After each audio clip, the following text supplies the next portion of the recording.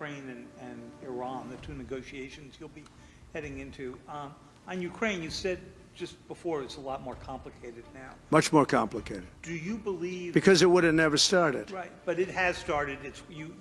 To hold on to leverage in dealing with President Putin, would you make a commitment to the Ukrainians that you will keep supporting them during the negotiations? Well, I wouldn't tell you if that were the would case. you make a commitment to provide a security guarantee if they do enter into a... You know, a big part of the problem was Russia for many, many years, long before Putin said you could never have NATO involved with Ukraine. Now, they've said that. That's been, like, written in stone. And somewhere along the line, Biden said, no, they should be able to join NATO. Well, then Russia has somebody right on their doorstep, and I could understand their feeling about that. But there were a lot of mistakes made in that negotiation. And when I heard the way that Biden was negotiating, I said, you're going to end up in a war. And it turned out to be a very bad war. And it could escalate. That war could escalate to be much worse than it is right now. Well, my view is that it was always understood. In fact, I believe that they had a deal, and then Biden broke it. They had a deal which would have been a satisfactory deal to Ukraine and everybody else, but that Biden said, no, you have to be able to join NATO. And that's always been, and nobody knows more about NATO than I. You know, years ago when I first started this, I didn't know too much about NATO, but I got it right anyway. I said they're taking advantage. I'm the one that got, and the Secretary General was here, as you know, 2 weeks ago, saying that if it weren't for me, NATO wouldn't even exist right now, because I raised from countries that weren't paying their bills. At that time, 28 countries, 20 of them were not paying their bills, 21 to be exact. They weren't paying, or they were paying a very small portion.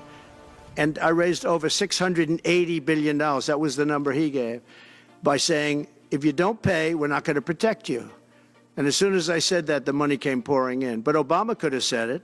Other people could have said it. Bush could have said it. Nobody said it but me.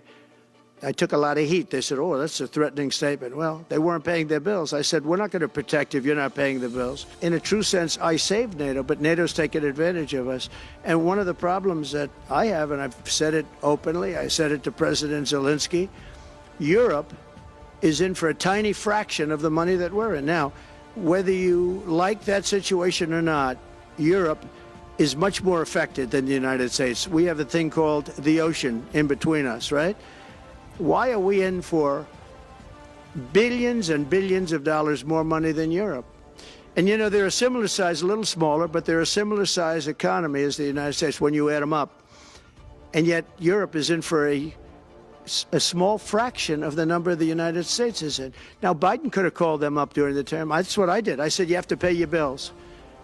And they all, one stood up. I won't say who. You'll probably have it because the papers, the media hated to report on it. But a prime minister stood up from a country, you know, a famous meeting of 28 nations with no press, no anybody in the room. He stood up. He says, does that mean if we don't pay our bill, and at that point it was 2%, it should be 5%. It should be 5%, not 2%. But at that point it was 2%, but many people didn't pay. Some people didn't pay anything. But many people were way, including Germany. Germany was at less than 1%. Well, I think NATO should have 5%, yeah. Well, you can't do it at 2%. I mean, at 2%, every country, if you're going to have a country in a regular military, you're at 4%. I think they should be, you know, they're in dangerous territory. I think it should be, they can all afford it, but they should be at 5%, not 2%. I'm the one that got them to pay 2%. But a gentleman stood up, a prime minister stood up, and he said to me, sir, could I ask you a question? You're saying we have to pay our bills. If we don't pay our bills, will the United States protect us from Russia? I said, if you don't pay, you mean you're delinquent? He said, yes. He said, if you're delinquent, we will not protect you. I took a lot of heat. Although it was somewhat closed door, I took a lot of heat from the media. And you know what happened? The money started pouring in. That's why NATO has money. And the Secretary General said it was the most incredible thing he had ever seen in a negotiation. Now, if I would have said, yes, we will, nobody would have paid. If I would have loved to say, yes, we'll protect you even if you don't pay. But that's not the way life works. Well, we're looking at it, and we have other people in there. And as you see, I guess 24 or 28 people came now from the FBI. That came out very quietly. Nobody reported it, but they had people in some form related to the FBI. They had 4 or 5 people that were strongly related to the FBI. We have to find out about that. We have to find out about Hezbollah. We have to find out about who exactly was in that whole thing, because people that did some bad things were not prosecuted. You know, I see it all the time, and you see it too. People that were doing some bad things weren't prosecuted, and people that didn't even walk into the building are in jail right now.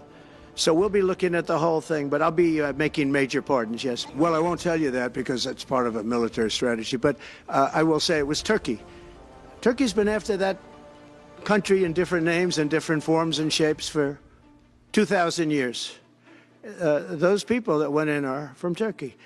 And President Erdogan is a friend of mine. He's a guy I like, respect. I think he respects me also. He's the one that didn't go after certain people after I requested that he not. You know who I'm talking about, the Kurds. I don't know how long that's going to, because they're natural enemies. They hate each other. But he didn't do that yet. And he didn't do it in the past also. He started, and I said, please don't do that, and he didn't do it. So, but if you look at what happened with Syria, Russia was weakened, Iran was weakened, and he's a very smart guy. And he sent his people in there through different forms and different names, and they went in and they took over, and that's the way it is.